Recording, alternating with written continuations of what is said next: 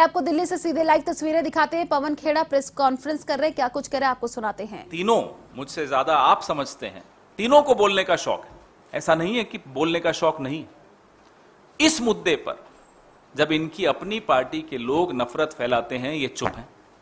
और विदेश मंत्री का कोई बयान अगर वायरल भी होता है तो वो बयान होता है जिसमें शब्द नेहरू जी के चुराए हुए होते हैं। लेकिन इस मुद्दे पर विदेश मंत्री चुप, पढ़े लिखे व्यक्ति हैं फिर भी चुप। पूरा विश्व देख रहा है कि ये चुप है। पिछले 7 वर्षों में इस देश के विपक्ष ने, इस देश के प्रबुद्ध नागरिकों ने, इस देश के बुद्धिजीवी वर्ग ने और इस देश में जो बचा खुचा स्वतंत्र मीडिया है उसने बार बार याद दिलाने की कोशिश की, सलाह देने की कोशिश की, प्रधानमंत्री को यह आभास दिलाने की कोशिश की कि ये देश विविधताओं का देश है, बहुत विशाल देश है, इसको छोटे दिलो दिमाग से नहीं चलाया जा सकता। कई ऐसे मौके आए जब इसी मंच से हमने आगाह किया, चलिए हमसे तो आपको प्रधानमंत्री जी नफरत है, लेकिन इस देश के रिटायर्ड ब्यूरोक्रेट्स हो गए, समझदार लोग हो गए, जिन्होंने इस देश को बहुत भली भांति समझा है, वो लोग हो गए, वह सब आपको सलाह देते रहे। आपने न कुछ सुना और न कुछ बोला। आपका एक तोता मीडिया है, उस तोता मीडिया को आपने माध्यम बनाया और उस तोता मीडिया के माध्यम से आपने हम जैसे तमाम लोगों को, बुद्धिजीवी वर्ग को, विपक्ष को अलग अलग उपाधियों से विभूषित किया, उनको चुप कराने की चेष्टा की।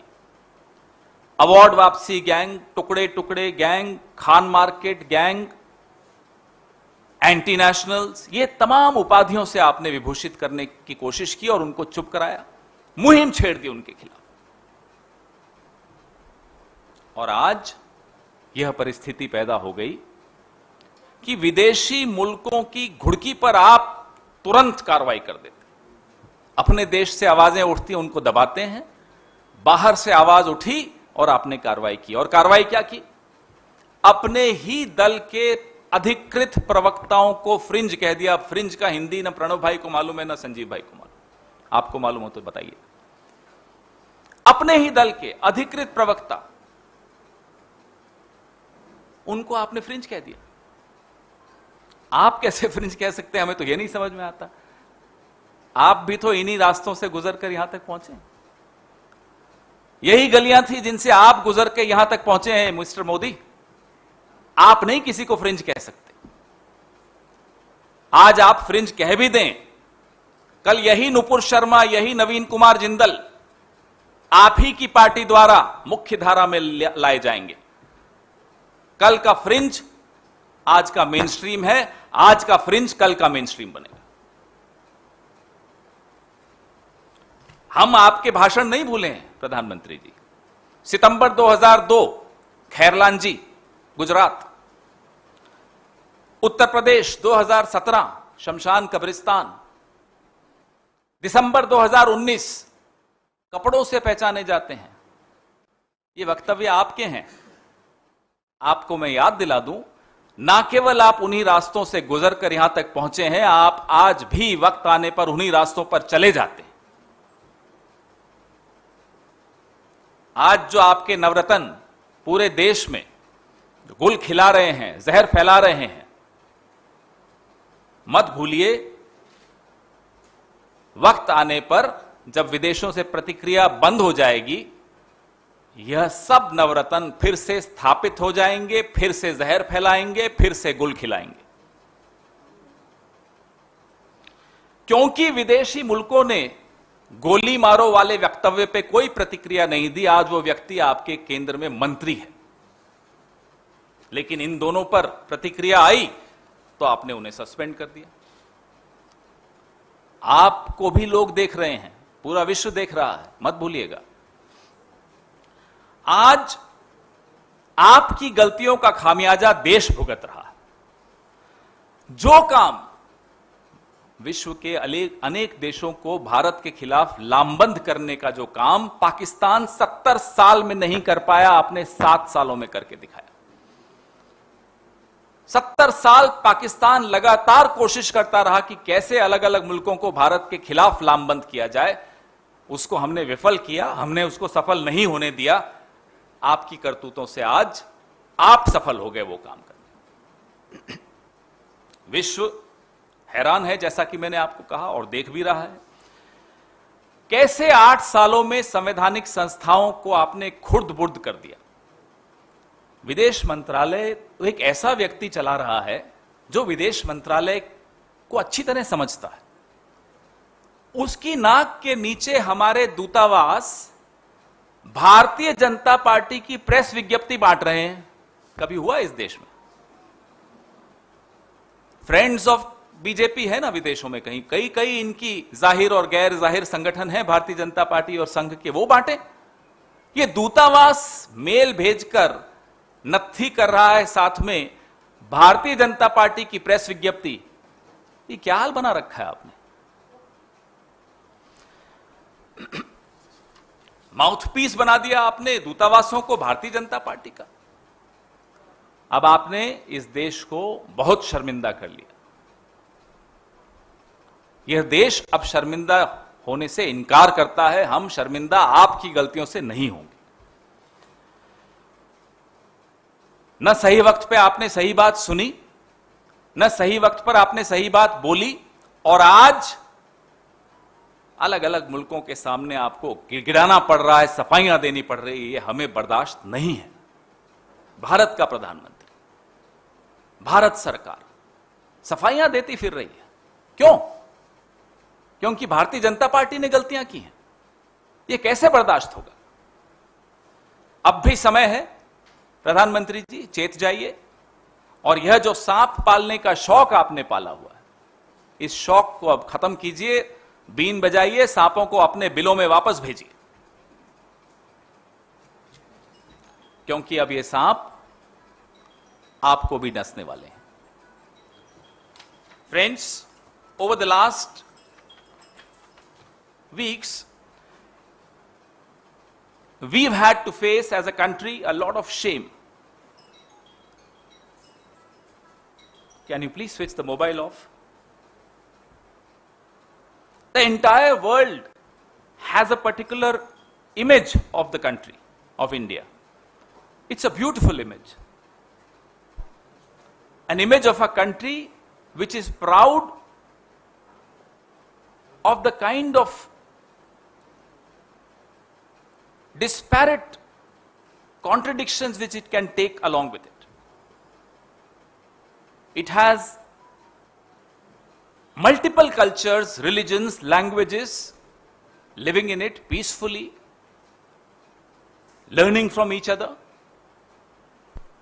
We have been very proud of this, and the world has been very surprised at the way India has, despite its contradictions, has managed it so well. Today, all that has changed, thanks to one man, one party, which is Narendra Modi and the BJP. You haven't heard the Prime Minister speak a word.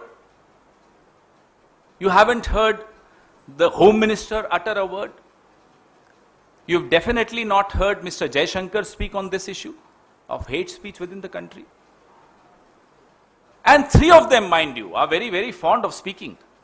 In fact, the External Affairs Minister, the one clip which went viral of his speech had words borrowed from Nehruji in it. Why doesn't he speak today? He can borrow from Nehruji, we don't mind. Nehruji belongs to all of us. Borrow from him, but for God's sake, open your mouth.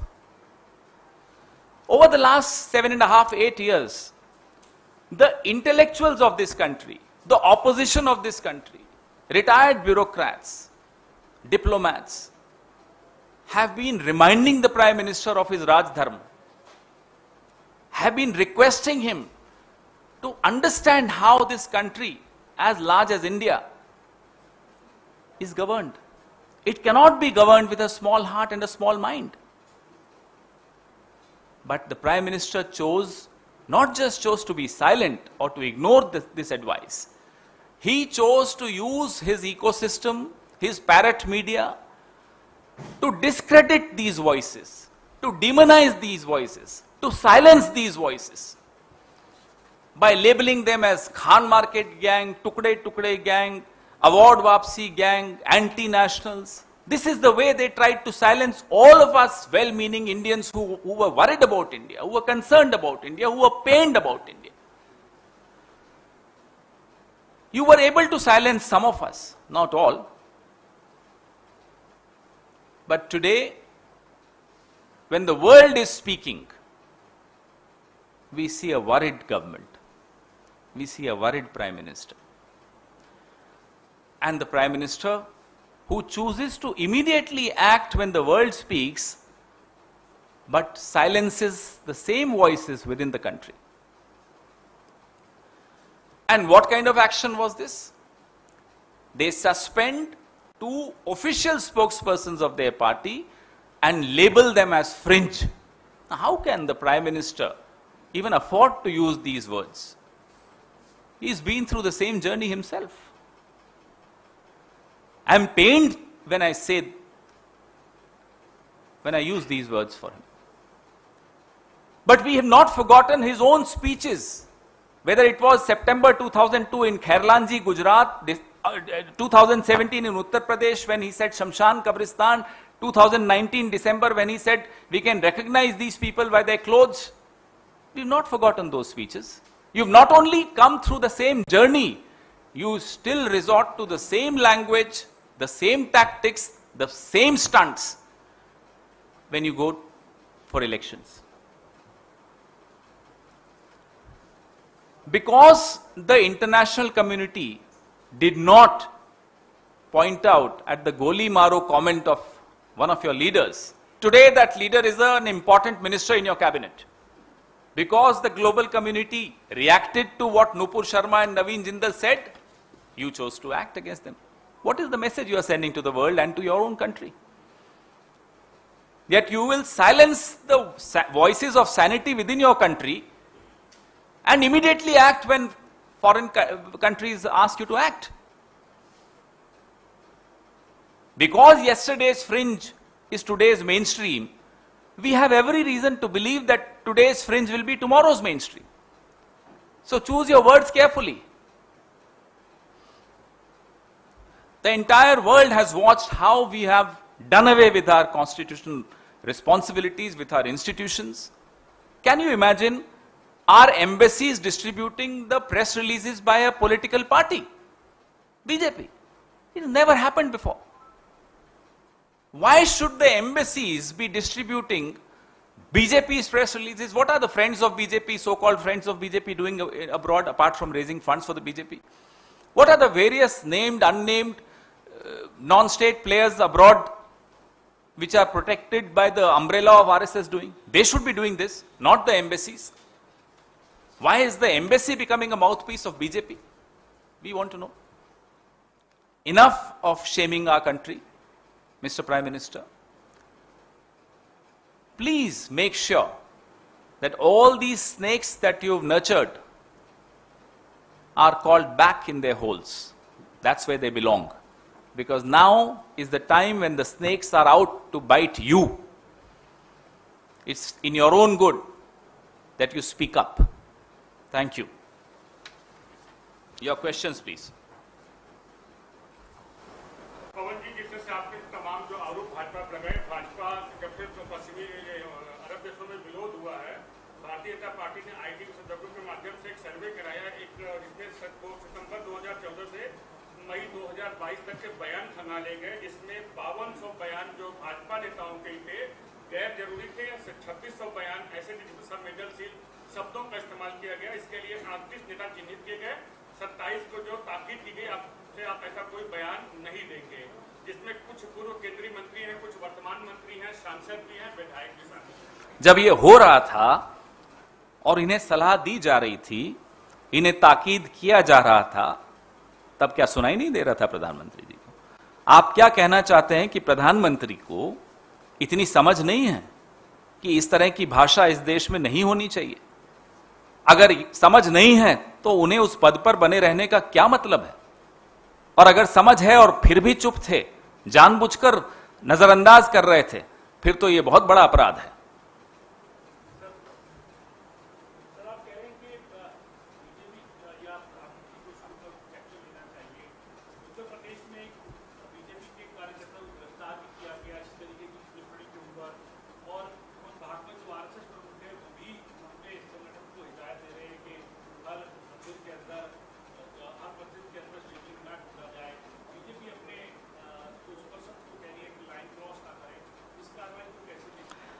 पहले तो आप बोतल से जिन बाहर निकाल देते हैं, फिर वो जिन जब आपको डराने लगता है, फिर आप विफल प्रयास करते हैं उस जिन को वापस बोतल में डालने का। और ये चेहरे और मुखौटों का खेल हिंदुस्तान ने भारतीय जनता पार्टी और आरएसएस का आज से नहीं देखा, पिछले 70 साल से देख रहा है।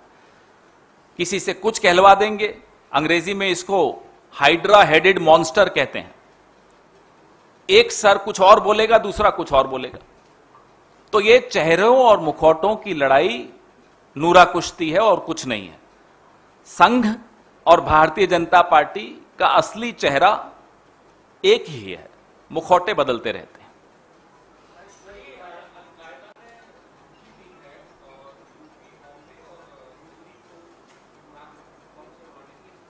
जो काम सरकार को और सरकारी एजेंसीज को करना चाहिए उसी पर वो ध्यान दें तो शायद किसी धमकी का हम पर कोई असर नहीं होने वाला। हिंदुस्तान एक मजबूत देश है, हमारे फोर्सेस पर, हमारी इंटेलिजेंस एजेंसीज पर हमें पूरा भरोसा है। सिर्फ सरकार विफल है। सरकार ने एक माहौल ऐसा बनाया जो उसके अपने अब नियंत्रण में नहीं रहा है। सुबह से शाम तक अब फायर फाइटिंग की जा रही है। सरकार को चाहिए कि अपने काम पर ध्यान दें।